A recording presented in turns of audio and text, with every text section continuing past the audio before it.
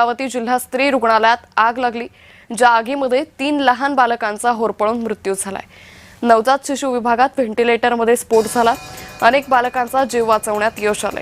आगीत 3 लहान बालकांचा होरपळून मृत्यू झालेला आहे। 6 बालक सुपर स्पेशालिटी रुग्णालयात दाखल करण्यात आले। अमरावती जिल्हा स्त्री रुग्णालयातील नवजात शिशु अतिदक्षता कक्षात पहाटे 3:30 वाजेच्या सुमारास अचानक व्हेंटिलेटरमध्ये स्फोट झाल्यानं आग लागली। ड्युटीवर असलेल्या डॉक्टरांसह कर्मचाऱ्यांनी मुलांना बाहेर काढलं, मात्र या आगीत 3 लहान बालकांचा होरपळून मृत्यू झालेला आहे। धक्कादायक घटना अमरावतीतून आपण पाहतोय। या संदर्भात अधिक माहिती घेऊयात आमचे प्रतिनिधी सुरेंद्र आकोडे यांच्याकडून। सुरेंद्र, साधारण किती वाजता ही घटना घडली आणि सध्या इतर बालकांची तब्येत कशी आहे? अंकिता, खरं सकाळी 3:30 वाजताची ही घटना आहे। अमरावती जिल्ह्यातील महिला रुग्णालयाची जी नवजात शिशु अतिदक्षता कक्ष आहे त्यामध्ये व्हेंटिलेटरमध्ये आग लागल्याची माहिती मिळाली आहे। या आग नेमकं शॉर्ट सर्किटमुळे झाल्याची अशी माहिती, प्राथमिक माहिती जी पुढे येत आहे। यामध्ये जर बघितलं तर मोठ्या प्रमाणात नवजात शिशुला ठेवण्यात येत असतात। या आगीमध्ये जवळपास 3 बालकांचा मृत्यू झाला आणि 6 बालक जे आहेत अत्यंत गंभीर आहेत। त्यापैकी एका बालकाची प्रकृती अत्यंत गंभीर या ठिकाणी सांगितलं जातं। या सगळ्या 6 बालकांना अमरावतीच्या जिल्हा सुपर स्पेशालिटी हॉस्पिटलमध्ये हलवण्यात आलं आणि त्या ठिकाणी त्यांच्यावर उपचार सुरू आहेत। त्यातील एक बालकाची परिस्थिती बघितली अत्यंत गंभीर असल्याची सांगण्यात येत आहे।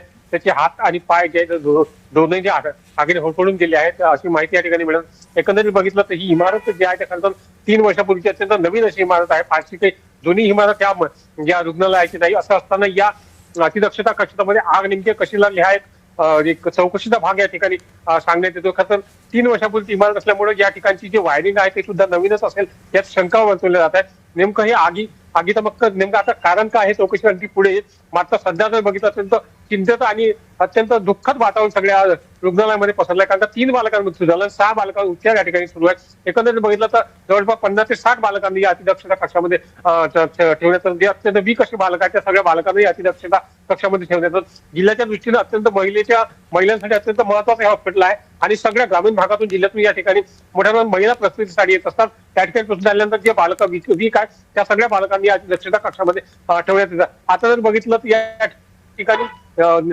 जी आग लागलेली आहे त्या ठिकाणी चौकशी पोलीस कथा जिल्हा चिकित्सक या ठिकाणी पोहोचत आहे। संपूर्ण डॉक्टरांची टीम या ठिकाणी पोहोचत आहे। खरं तर 3:30 वाजताची आग लागल्या कारणाने त्या ठिकाणी संपूर्ण कर्मचारी तैनात असल्या कारणाने त्यांनी तात्काळ या सगळ्या बालकांना बाहेर काढलं, त्यामुळे मोठी घटना या ठिकाणी टळली। अंकिता, सुरेंद्र, एक महत्त्वाचा मुद्दा, नवजात शिशु बालकांच्या विभागात हा सगळा स्फोट झाला, मात्र इतर विभागातही अजूनही रुग्ण आहेत का? त्यांच्यावर अजूनही या रुग्णालयात उपचार सुरू आहेत का? निश्चित, खरं तर महिला रुग्णालय असल्या कारणानं या अतिदक्षता कक्ष जो आहे तो महिलांच्या जे वार्ड आहे त्यापासून दूर आहे आणि त्या ठिकाणी महिलांवर उपचार त्या ठिकाणी सुरू आहे। मात्र नेमकं याच NLC मध्ये आग कशी लागली हा एक चौकशीचा भाग आहे। यापूर्वी सुद्धा अशाच प्रकारची घटना या रुग्णालयामध्ये घडली होती, तेव्हा सुद्धा अतिदक्षता कक्षामध्ये आग लागल्याची माहिती जे पुढे आहे। खरं तर व्हेंटिलेटरमध्ये ही आग लागली आणि त्यामध्ये स्फोट झाला। स्फोट झाल्यामुळे या 3 बालकांचा मृत्यू झाली माहिती जे पुढे येत आहे आणि ती चौकशी आता नेमकं सुरू आहे। सुरेंद्र, जसा तुम्ही उल्लेख केला की यापूर्वीही या रुग्णालयामध्ये अशाच पद्धतीची घटना घडली होती, त्यानंतरही रुग्णालय प्रशासनाने या संदर्भात काही कार्यवाही केली नव्हती का?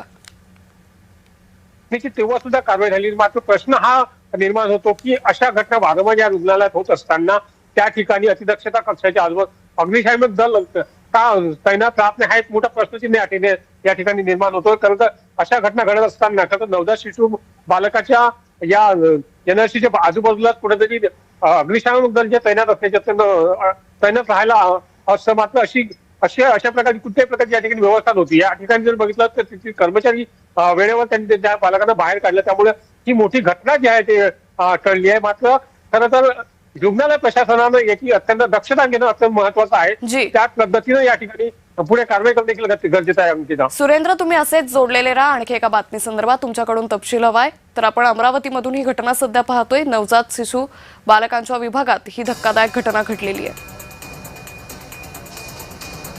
तर आगीत 3 लहान बालकांचा होरपळून मृत्यू झालेला आहे। तर या संदर्भात आपल्यासोबत बोलण्यासाठी काँग्रेस नेते यशोमती ठाकूर जोडलेले आहेत।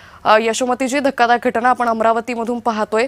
या जिल्हा स्त्री रुग्णालयात यापूर्वीही आगीची घटना घडली होती, रुग्णालय प्रशासनानं तेव्हा कारवाई केली होती, मात्र सातत्यानं या रुग्णालयात अशा पद्धतीने आगीच्या घटना घडतायत।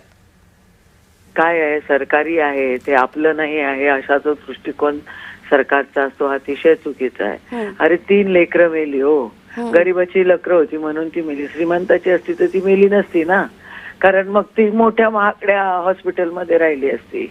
या ठिकाणी या डफरीन हॉस्पिटलचं सतत कंप्लेंट असतात, सतत असतं. त्या म्हणजे जे लोक जबाबदार आहेत ते एकदम बेजबाबदारीने त्या ठिकाणी वागतात आणि सरकारचं लक्षच नाहीये.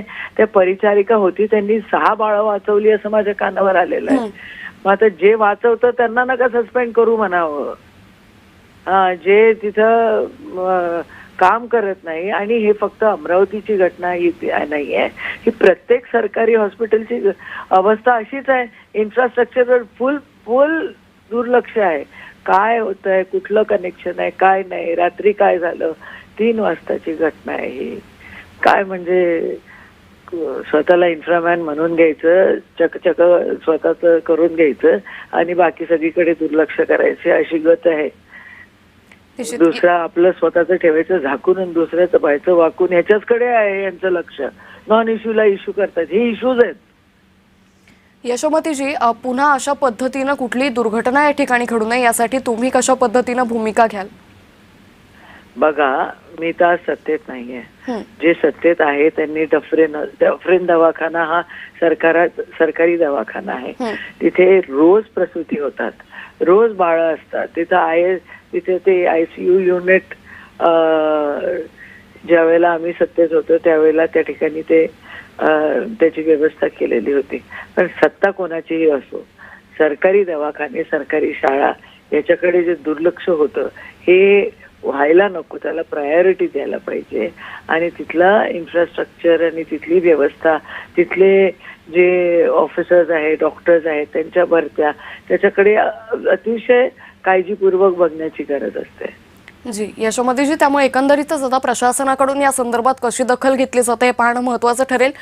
खूप धन्यवाद आपण जय महाराष्ट्राला दिलेल्या प्रतिक्रियेसाठी. त्यामुळे अमरावतीमधून आपण ही दुर्घटना पाहतोय. अमरावती जिल्हा स्त्री रुग्णालयात आग लागली, ज्या आगीमध्ये 3 लहान बालकांचा होरपळून मृत्यू झालेला आहे.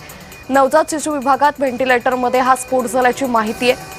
अनेक बालकांना वाचवण्यात यामध्ये यश आलं, मात्र 3 लहान बालकांचा यामध्ये होरपळून मृत्यू झालाय.